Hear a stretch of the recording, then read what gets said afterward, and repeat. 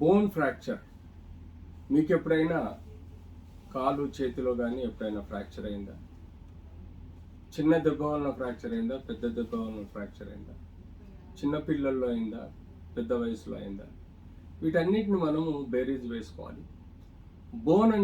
Bone fracture అంటే break in the cortex, అంటే ఈ చుట్టూ ఉండే గట్టి ఎముక, అండ్ బోన్ లోపల మ్యారో అంటే ములుగు ఎముక అంటాం. టోటల్గా రెండు సైడ్లు ఈ బోన్ కట్ అయినప్పుడు దాన్ని మనం ఫ్రాక్చర్గా భావించడం జరుగుతుంది. అదే ఒక సైడ్ విరిగిపోయి ఒక సైడ్ బెండ్ అయితే దాన్ని మనం గ్రీన్ స్టిక్ ఫ్రాక్చర్ అంటాం. కంప్లీట్ ఇరిగితే దాన్ని కంప్లీట్ ఫ్రాక్చర్గా భావించడం జరుగుతుంది. ఈ ఫ్రాక్చర్లో మనకు ఓపెన్ ఫ్రాక్చర్, క్లోజ్డ్ ఫ్రాక్చర్ అంటాం. ఓపెన్ ఫ్రాక్చర్ అంటే టోటల్గా బోన్ ఇరిగి చర్మం నుంచి బయటికి రావడం, దాన్ని ఓపెన్ ఫ్రాక్చర్ విత్ కంటామినేషన్గా భావించాలి. క్లోజ్డ్ ఫ్రాక్చర్ అంటే చర్మము సరిగ్గా ఉండి లోపలనే బోన్ ఇరిగిపోయేదాన్ని మనం క్లోజ్డ్ ఫ్రాక్చర్గా భావించడం జరుగుతుంది.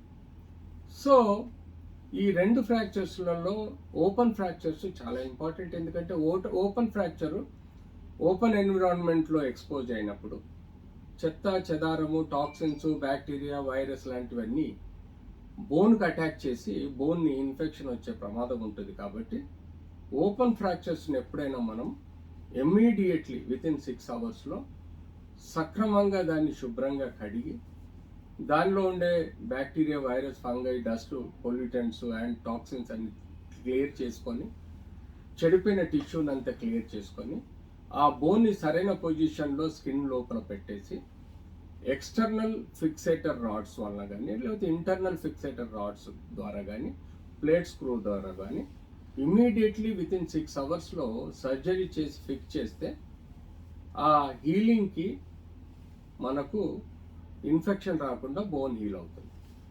అదే క్లోజ్డ్ ఫ్రాక్చర్లో వితిన్ క్లోజ్డ్ స్కిన్ లోపల ఉన్నప్పుడు bacteria, virus, fungi, toxins, dust, pollutants వచ్చే ఆస్కారం లేదు. కాబట్టి మనం ఇదర్ ప్లాస్టర్ ఆఫ్ ప్యారిస్తో ఎముకని సరి చేయొచ్చు, లేదంటే ఇంటర్నల్గా రాడ్స్, ప్లేట్స్, స్క్రూస్ వేసి కూడా ఫిక్స్ చేసి సరైన ప్రాపర్ కండిషన్లో ఫ్రాక్చర్స్ని హీల్ చేసే విధంగా మనం చూస్తాం.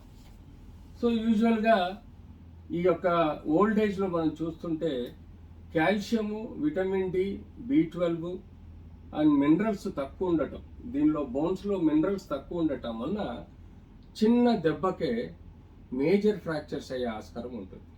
ఎప్పుడైతే మేజర్ ఫ్రాక్చర్స్ అవుతాయో అవి సర్జికల్గా, నాన్ సర్జికల్గానా, లేకపోతే బోన్ బలాన్ని, న్యూట్రిషన్ని పెంచిన తర్వాత పెంచుతూ ఈ ట్రీట్మెంట్ ఇవ్వాల్సిన అవసరం ఉంటుంది.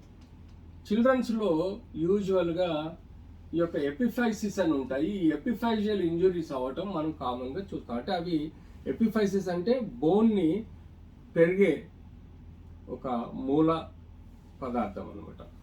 ఈ కార్టిలేజ్ దగ్గర ఎపిఫైసిస్ దగ్గర బోన్ పెరుగుతూ పోతుంది. సో ఎప్పుడైతే ఆ బోన్ ఫ్రాక్చర్ అవుతుందో దాన్ని సరైన ప్రాపర్ ఛానల్లో కూర్చోపెట్టి సరైన ట్రీట్మెంట్ ఇవ్వకపోతే కాలు పర్మనెంట్గా బెండే ఆస్కారం ఉంటుంది.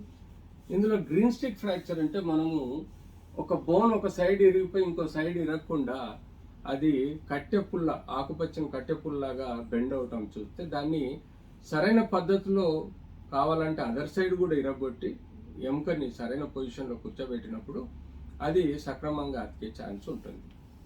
పెద్దలలో ఎముకలు ఇరిగి అలా డిస్ప్లేస్ అయినప్పుడు, ఒక ఎముక ఇంకో ఎముకకు దూరంగా జరిగినప్పుడు, ఆర్ అన్డిస్ప్లేస్డ్ అంటే దగ్గరగా ఉన్నప్పుడు వీటిని ప్లాస్టర్ తోటి మనం హీల్ చేయొచ్చు. కానీ కొంతమందికి వర్క్ ఈజ్ మోస్ట్ ఇంపార్టెంట్, ఎర్లీగా రికవరీ కావాలనుకున్నప్పుడు వాళ్ళకు మనము ఈ యొక్క ఇంటర్నల్ రాడ్, ప్లేటు, స్క్రూస్ వేయటం వల్ల కూడా ఎర్లీగా నడిపించే ప్రయత్నం చేయొచ్చు. సమ్ ఫ్రాక్చర్స్ అన్డిస్ప్లేస్డ్ ఉన్నప్పుడు, ఎముకలు సరైన పొజిషన్లో కూర్చున్నప్పుడు వాటిని మనం ఒక ప్లాస్టర్ ఆఫ్ ప్యారిస్ కానీ స్ప్లింట్ ద్వారా కూడా రికవరీ చేయవచ్చు. ఆస్టోపోరోటిక్ బోన్ ఉన్నప్పుడు వారికి విటమిన్ డి, కాల్షియం లాంటి ఇచ్చి ఎప్పటికప్పుడు వాళ్ళని మనం ఈ యొక్క బోన్ క్వాలిటీని, న్యూట్రిషన్ పెంచుకొని జాగ్రత్త పడటం వల్ల ఫ్యూచర్లో ఫ్రాక్చర్ అయ్యే ఆస్కారం కూడా ఉండదు.